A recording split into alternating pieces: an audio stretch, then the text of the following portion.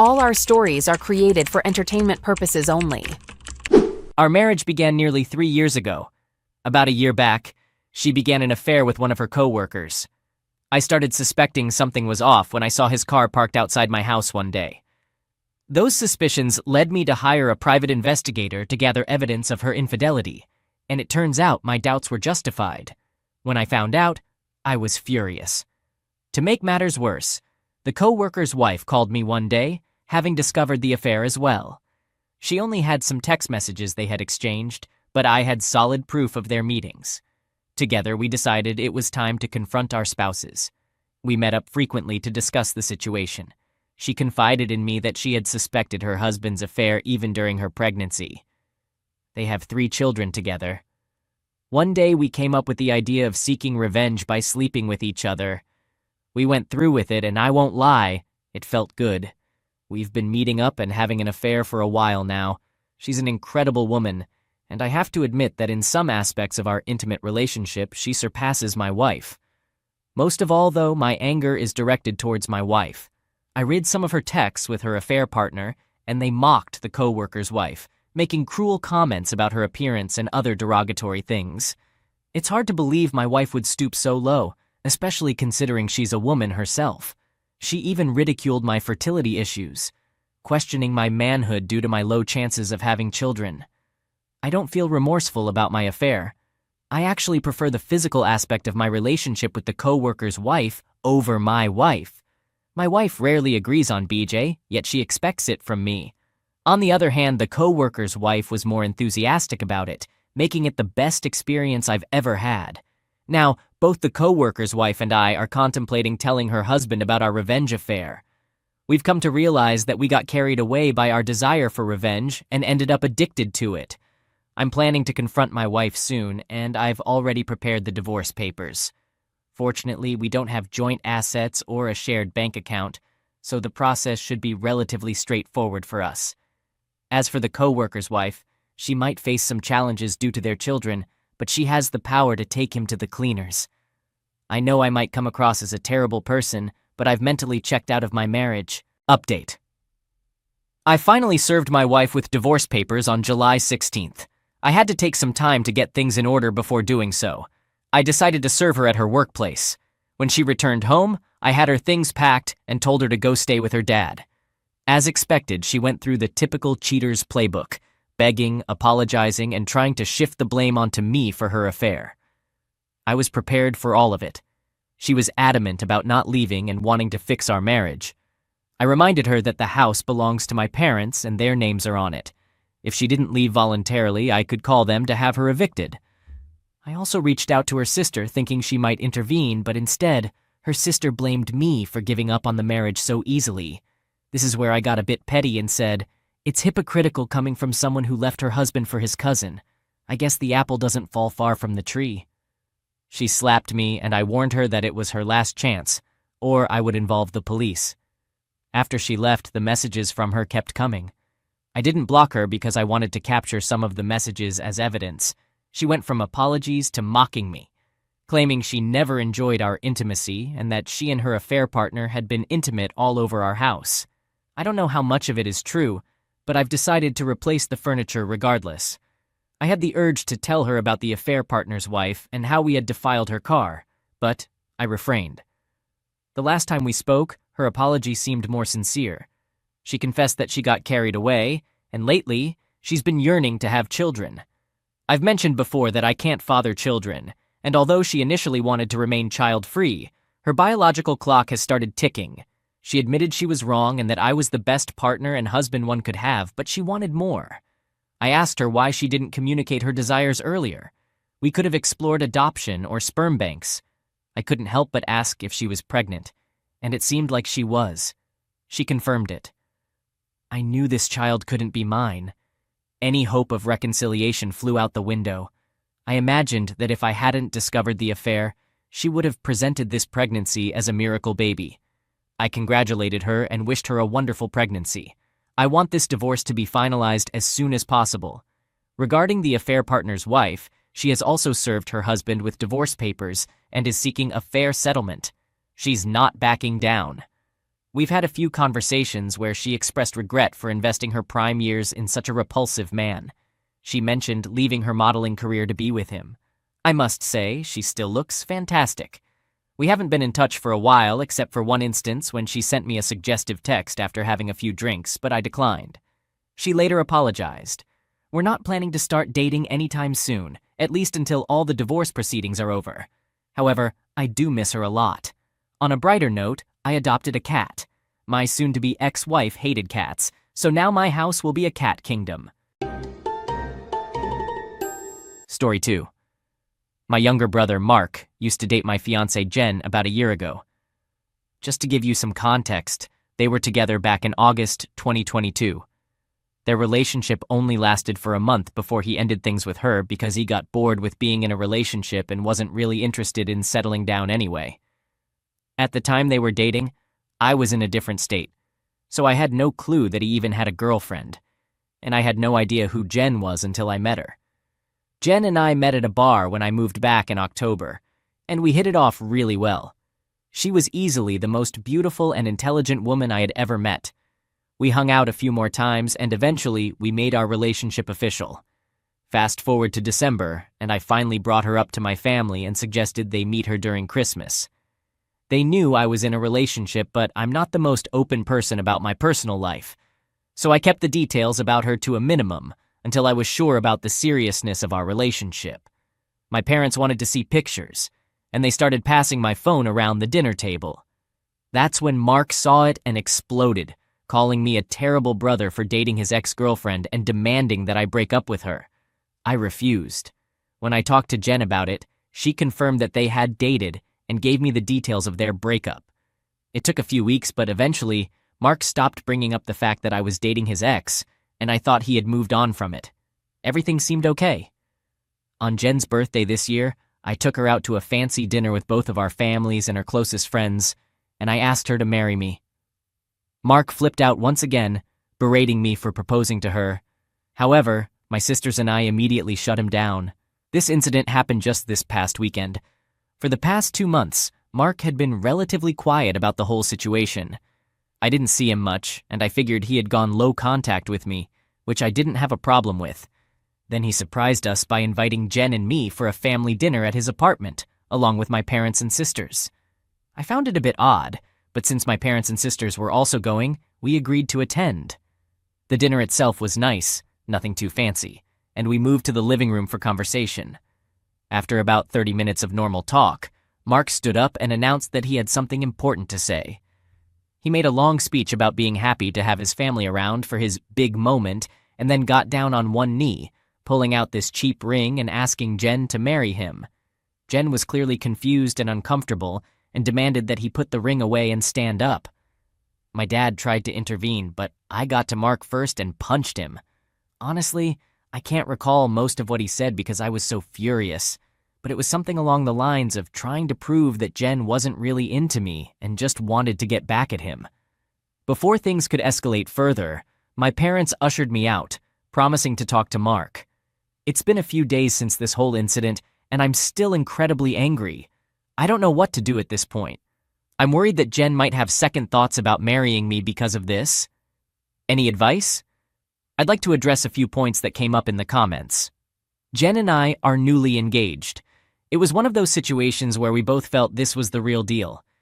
It may seem fast, but I'm absolutely certain about her. When we first met, I was the one who initiated the conversation, not the other way around.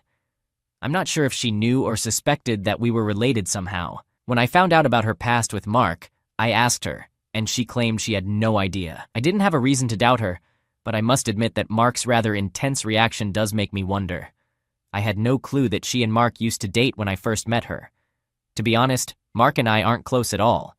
We used to be when we were younger, but as we grew up, we drifted apart and communicated less and less. Before I moved back, we rarely spoke except on special occasions like birthdays. Jen was aware of my family, but I didn't tell her much about them until I felt ready to introduce her to them. When she and Mark crossed paths again, I didn't sense any lingering feelings from either of them.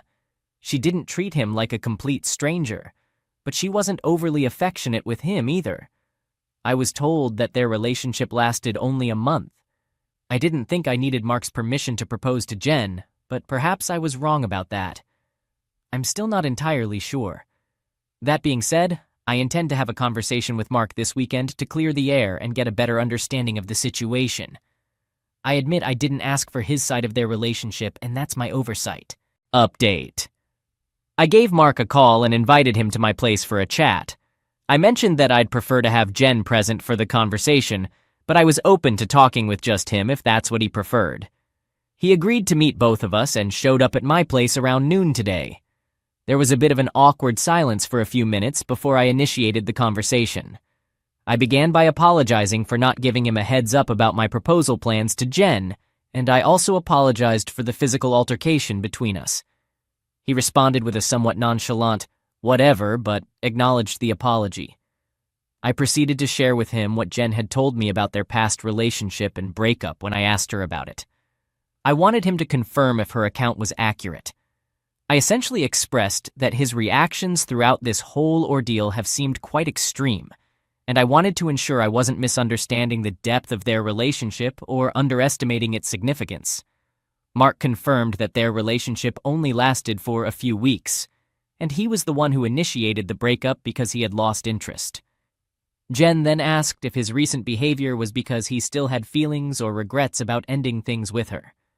Mark admitted that he thought she looked more attractive than when he had last seen her, but emphasized that he had no lingering feelings or regrets. He explained that he didn't like the idea of his younger brother dating someone he had dated, even if it was for a short period. He felt that, as a man, I shouldn't have pursued a relationship with his ex-girlfriend, considering our family ties. I reminded him that I had no knowledge of their past relationship, so it wasn't a deliberate choice on my part. He brushed it off and insisted that I should have ended things regardless. He firmly believed that if the roles were reversed, he would have done the same, although I had my doubts. I questioned why he proposed to her if he had no lingering feelings for her. To put it simply, one of his buddies, who was around when Mark and Jen were dating, suggested that Jen might have known about our family connection from the start and was using this relationship to get back at him, especially since she had some unresolved feelings after their breakup.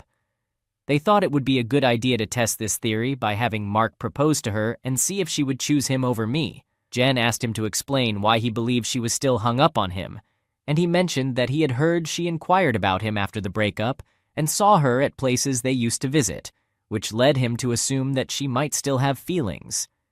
Jen clarified that she had only asked about him once after the breakup and had been hanging out at those places with her friends even before they started dating. She assured him that she wouldn't avoid those places just because of a past breakup and expressed her offense at the suggestion that she would pursue a relationship with me solely to seek revenge on him. He gave her a half-hearted apology, but insisted she consider his perspective. He questioned whether she genuinely didn't know about our relation, and she explained that she didn't notice the resemblance between us until we were in the same room, and our personalities were quite different, so it had never crossed her mind. He acknowledged this and concluded the conversation. Before leaving, he mentioned that I could retract his wedding invitation because he couldn't support our relationship, given his history with her. I assured him that he wouldn't need to worry about that, as he was likely going to be uninvited anyway. It's been a few hours since our conversation, and I do feel somewhat relieved. My parents weren't thrilled about him being uninvited, but they understood that it was a mutual decision and possibly for the best. My sisters supported my decision, believing that he didn't have a valid reason for his behavior, and they didn't blame me for not wanting him at the wedding. At this point, I plan to limit my contact with Mark, and I doubt he'll reach out to me anytime soon either. Here's the update on the situation. So I've kept my distance from Mark since our last talk. We haven't reached out to each other, and we've only interacted during family gatherings. Currently, my mom is upset that Mark is still not invited to my wedding. The issue came up during my younger sister Sophie's 22 female birthday celebration. Her boyfriend, with whom she's been together for about 4 years, proposed to her that night, and we were chatting about her dream wedding plans. She mentioned the idea of a destination wedding, her thoughts on the cake and dress, and then casually said something like, "Teddy, I know Mark's not allowed at your wedding, but you won't mind if he comes to mine, right?" I chuckled and assured her that I couldn't get upset about her guest list even if I wanted to. However, My mom gave me a strange look and inquired if Mark was still excluded from my wedding. I confirmed that he was, and she seemed irritated. She thought I was joking and accused me of being unreasonable for banning him since he's family. She suggested that I was holding on to a grudge out of pettiness. I reminded her that Mark and I had both agreed to him not coming. I also pointed out that this wasn't the right time to discuss my wedding since it was Sophie's special day. I mentioned that if either Mark or my mom wanted to talk about my wedding, they could contact me separately. Sophie even chimed in, expressing her frustration with my mom trying to make her day about Mark, which seemed to put an end to the topic. Just so you know, Mark didn't attend Sophie's party because he had to work and couldn't make it. A few days later, my mom paid me a visit and wanted to talk about my wedding. She asked why I was so insistent on keeping Mark away from it. She felt I shouldn't be insecure about Mark and Jen's past relationship and that uninviting him was going too far. I explained that Mark and I had mutually agreed on him not attending, and if he had an issue with it, he could approach me directly. We ended up in an argument, and she mentioned that if I didn't re-invite Mark, she wouldn't come to the wedding because she felt I was ostracizing her son. I shrugged it off and told her that if that's what she wanted, she could toss her invitation because I wouldn't beg her to be there. She asked if I would really be okay with her not attending, and I informed her that it wouldn't be the first time she missed one of my events due to Mark. She accused me of being inconsiderate for throwing her past mistakes in her face and stormed out. Afterward, I received messages and calls from her and a few family members, all claiming that I was in the wrong and urging me to invite Mark just to keep the peace. My mom has also reached out to Jen, asking her to talk to me and persuade me to change my mind, but as far as I know, Jen hasn't responded to her messages. So far, most of my mom's family members are supporting her decision and won't be attending the wedding. On the other hand, my dad, his side of the family, my aunt, uncle, and their kids, my sisters, and Jen's family are all still planning to come. I also talked to Mark about the situation and asked if he had any issues with not receiving an invite. He basically told me that he initially uninvited himself and doesn't understand why this is such a big deal, as he still has no intention of attending. He advised me to keep him out of the conflict because he's not involved, and mentioned he would tell my mom the same. Currently, I've gone back to maintaining low contact with my mom. However, my relationship with my dad remains relatively okay. I'm still contemplating whether to re-invite my mom and her family should they change their minds about the boycott. Realistically, the chances are slim, and I've discussed this with my dad, who understands the situation. As of now, Jen and I are exploring the possibility of downsizing the venue since the guest list has significantly shrunk. My mom remains uninvited from the wedding indefinitely. About 2 weeks after deciding not to attend, she came by and expressed her desire to clear the air and discuss everything. We agreed and invited her in for dinner. Jen prepared a plate of food for her, and I inquired if she still planned on skipping the wedding. She explained that she wanted to come but couldn't get past the fact that I hadn't invited Mark due to a simple mistake. I reminded her that Mark's simple mistake was proposing to my fiancée with me sitting just a few feet away, and she brushed it off as a joke. Jen asked her why she wanted to talk if she maintained the same stance on Mark attending the wedding. She replied that she wanted to have a conversation with Jen and hoped Jen would listen to her and persuade me to invite Mark again. She had apparently assumed I was at work and thought she could talk to Jen alone. Jen politely told her that even without my presence, she wouldn't have had that conversation anyway, because this was a matter concerning my brother. At some point, my mom made a comment implying that Jen was spineless and unable to engage in a conversation without me thinking for her. This sparked a heated exchange between the three of us, before Jen eventually told her to leave. As she headed towards the door, my mom continued screaming, accusing her of tearing our family apart. Things escalated, and my mom even pulled Jen's hair and brought her to the ground while still shouting. She physically offended Jen, attempting to scratch her face. I intervened, pulling my mom away from her and escorting her outside. My mom banged on the door for a few minutes, but I ensured that Jen was okay before she left. She continued to call both of us repeatedly. Once I was certain that Jen was fine, I sent a text to my mom, making it clear that she shouldn't bother reaching out again because we have no intention of ever speaking to her. I also called my dad and sisters to inform them of the incident. My dad seemed surprised and tried to make excuses, mentioning that my mom had been stressed about the situation for a while. My sisters, on the other hand, seemed to expect my mom's outburst, as they described her as always having been a crazy bi, and offered to come over and check on Jen. I asked Jen if she wanted to press charges, but she declined, expressing her desire to cut all contact with my mom permanently. I pointed out that she should still consider talking to the police since she was physically offended, but she doesn't want my mom to get arrested. Fortunately, my sisters and Jen's mom came to comfort her, and she's doing okay now. My mom is blocked on all communication channels unless Jen decides otherwise. I'm not sure how to proceed from here. Jen is against involving the police, but my sisters and I believe it's necessary if only to have a record in case of future incidents. In an update, some people asked about my strained relationship with my mom and why I hadn't been open with Jen about my parents. I thought it might help to provide some background on our complicated family dynamics. As some of you mentioned, my brother Mark was the favored child in my mom's eyes. She didn't make much effort to hide it. Our parents didn't spend much quality time with my sisters and me, often leaving us with a sitter. However, they would frequently spend time with Mark, taking him shopping while we stayed home, or buying him his favorite food and toys separately from their regular shopping trips. Mark typically received better things than the rest of us. He'd get new, expensive clothes while ours were thrifted, or brand new toys just for him, whereas we had to share our old toys with each other. If my sisters and I received gifts, they were meant for all of us to share. But it was evident that Mark's belongings were exclusively his, and we were not allowed to touch them. When Mark misbehaved, I often faced the consequences for not setting a proper example or teaching him how to behave. For instance, if Mark broke his toys, I would be punished because it was assumed he learned that behavior from me. When Mark was 8 and got into trouble at school for attempting to push another kid down the stairs, I was grounded for 2 weeks and forced to apologize to the other child for not properly guiding my brother's behavior. When I turned 13, I started pushing my parents to give me an allowance. They agreed on one condition. I had to do household chores like mowing the lawn, taking out the trash, and raking leaves. In return, they'd give me around $25 a week to help me save up. However, things changed when Mark noticed I was getting money, and he begged our parents for an allowance too.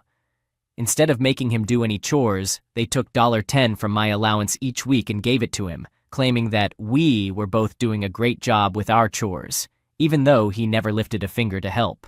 Whenever I asked him to pitch in, he'd brush it off, saying it wasn't his responsibility. It was around this time that I started distancing myself from my brother. By the time I entered high school, we only spoke when we needed small favors or when there was no other choice. I got my first job at 17 because I wanted to buy my own car and have money that my parents couldn't make me share with Mark. My older sister Maggie helped me open my own bank account and taught me how to budget and save my earnings wisely. Finally, at 18, after a lot of hard work, I got my first car. However, when Mark got his driver's license, my parents asked if he could use my car for transportation and extra practice. Reluctantly, I agreed, and things were okay for a while. Mark would use my car when I didn't need it, and he helped maintain it reasonably well. But when he started pushing for our parents to buy him a car of his own, my mom approached me and demanded that I give my car to him because he needed it more. When I refused, she threatened to kick me out. That night, we had a heated argument, and she ended up giving my car to Mark, forcing me to transfer ownership within a few days. Since I had nowhere else to go at the time, I reluctantly went along with it. When I graduated from high school, both of my parents skipped my graduation ceremony because Mark didn't want to sit through it just to watch me receive a diploma. My mom didn't want to leave him alone for the night, so I only had the support of my sisters and my aunt and uncle, who wanted to take me out to celebrate. Unfortunately, they had to bring me home upon my parents' request, as they had prepared a dinner to make up for missing the ceremony. However, I couldn't eat the meal because my mom had placed shrimp and chicken on the same serving dish, and I'm allergic to shellfish. In my first year after high school, I worked 2 jobs to save up and buy myself another car. When the new school year started, I moved away for college and decided to cut off contact with my parents. They, mostly my mom, tried reaching out through social media and my sister Sophie during the first few months, but I ignored them. I even warned Sophie that I'd cut her off too if she kept trying to mediate. When my mom couldn't reach me through Sophie, She attempted to contact my older sister Charlotte, and a few times through Maggie and Mark. I even threatened to file a restraining order for harassment, although it was just a bluff because I had no idea how to do it. Nevertheless, it managed to scare her off, and the most contact I had from her over the years were occasional holiday texts. Around the time I moved back, Charlotte informed me that they had been seeing a family therapist at Charlotte's request, and my parents wanted to apologize for how they treated us. I was hesitant but agreed as long as they were sincere, and the process of reconciliation began when I moved back home. This just barely touches the surface of what they put me through, and it took a lot for me to even consider letting them back into my life. When I met Jen, I wasn't sure where my relationship with her was headed, let alone my relationship with my parents. I avoided mentioning my family because I was prepared to cut contact again if necessary. Jen was understanding about it being a sensitive subject and didn't press for more information. As for the most common question about why I chose to reconnect after everything, the simple answer is because I'd do anything for my sisters. Charlotte wanted the whole family to be present for the birth of her first child and to help her during the adjustment period. She didn't want part-time aunts and uncles who only visited her kid on birthdays and holidays. She was never one to ask for much growing up, so when she asked if I'd be willing to try for her, I agreed because it would make her happy. I also had a glimmer of hope that maybe they had changed. I don't regret trying to reconcile either. My parents may still be difficult, but I met the love of my life, so I consider it a win. Now, on to the update. Some people were curious to know if there have been any recent developments, so here's what's been going on. I apologize if it gets messy or confusing. A lot has happened. We decided to file a report with the police, and they informed us that even though Jen doesn't want to pursue legal action, it's not solely up to us to decide if it should go further. However, they assured us they would consider our preferences. We provided substantial evidence, including photos of Jen's injuries and text messages between my mom, dad, and me discussing what happened.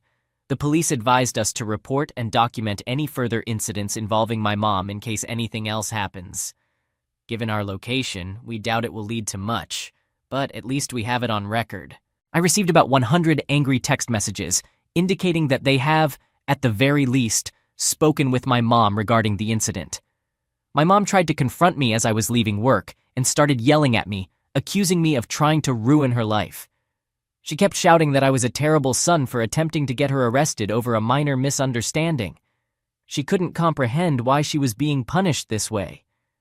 I reminded her that if she didn't want to face legal trouble, she shouldn't have hit Jen. She insisted I should tell the police to drop the report, but I refused, explaining to her what the officer had said about it being out of my hands. She had a meltdown in the parking lot and even hit me a few times on the chest and arm before security stepped in and removed her from the premises. I had to explain the situation to my boss when I got back to work, and fortunately, she was understanding after I filled her in. When I got home, I shared what had transpired with Jen. She was understandably upset and suggested we discuss how to handle my family moving forward. We had a lengthy conversation, and taking advice from some Redditors, we decided to go completely no contact with my family, with the exception of my sisters. We both agreed that having them in our lives was causing unnecessary stress, especially considering we aren't even married yet. Jen expressed her desire to move away, creating some distance between us and my family. She had tried to stay out of my family issues because she believed it wasn't her place, but she refused to tolerate my mom's behavior or my dad enabling her offense any longer. We covered a lot more ground during our conversation, too much to include in this post, but I concurred with her assessment that my family was causing more trouble than they were worth. I didn't want to endure this anymore either. I also agreed to seek therapy, and Jen is helping me find a therapist. Following our discussion, I decided to call my dad and inform him of our decision to go no contact. He didn't answer my first call, so I left a message requesting a serious conversation. When he returned my call, he asked if it was okay for my mom to be part of the conversation. I agreed, as I felt she needed to hear what I had to say as well. Predictably, the conversation didn't go smoothly. I explained to both of them that Jen and I were cutting them out of our lives.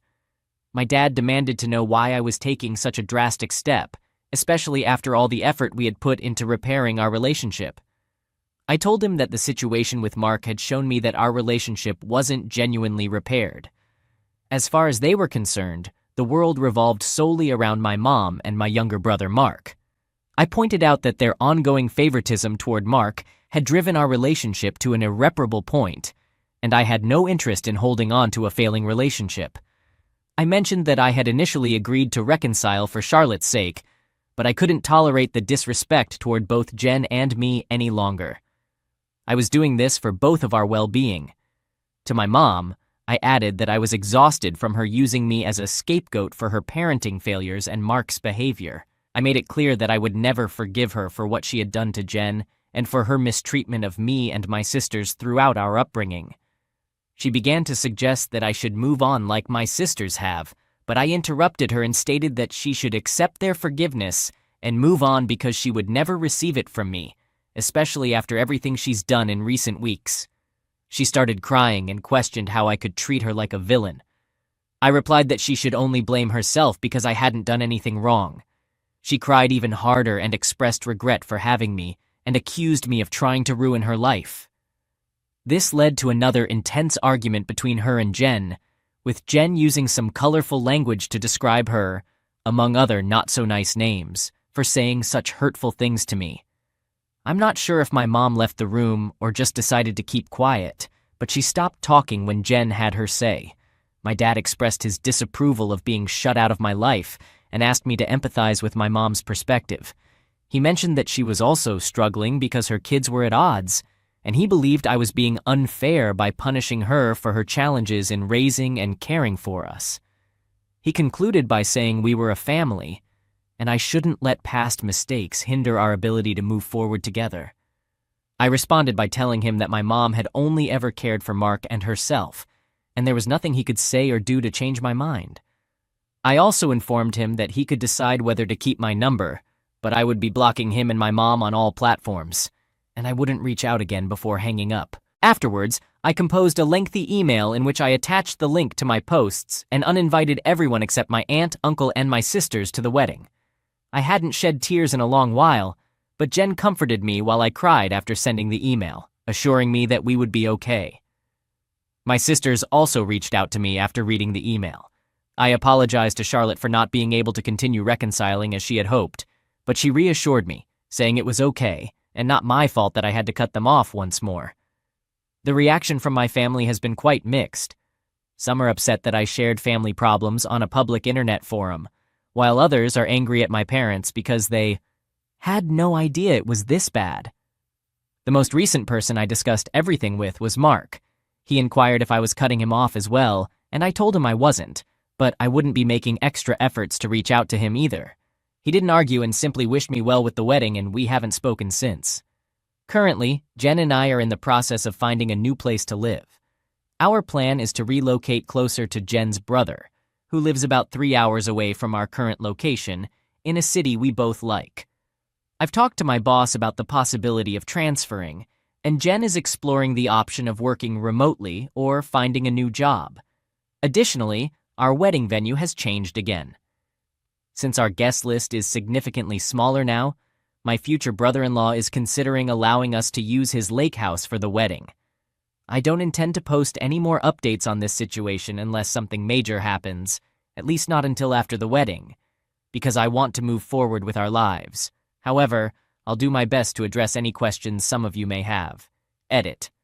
I'm already anticipating the potential consequences of our move.